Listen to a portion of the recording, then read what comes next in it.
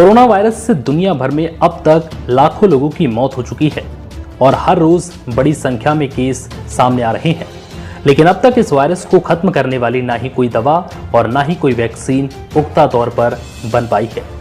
हालांकि दुनिया के बड़े बड़े देश कोरोना की दवा और वैक्सीन बनाने में जुटे हैं और कई देशों की वैक्सीन ह्यूमन ट्रायल के आखिरी स्टेज में है। लेकिन फिर भी संशय बना हुआ है कि ये वैक्सीन मार्केट में कब तक आएगी।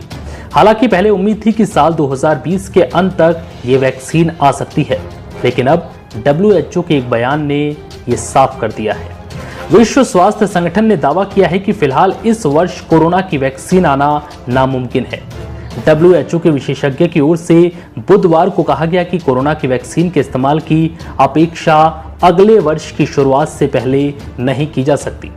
WHO के आपातकाल कार्यक्रम के प्रमुख माइक रियान ने कहा है कि WHO कोरोना के वैक्सीन की सही तरीके से लोगों तक पहुंचाने के लिए काम कर रहा है।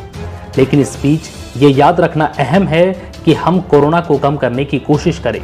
उन्होंने कहा कि कई वैक्सीन अपने तीसरे चरण के ट्रायल में है और ये फेल नहीं हुई।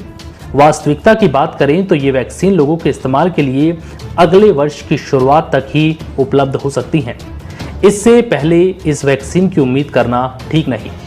माइक ने कहा है कि हमें कोरोना की वैक्सीन को लेकर किसी भी तरह का भेदभाव नहीं करना है।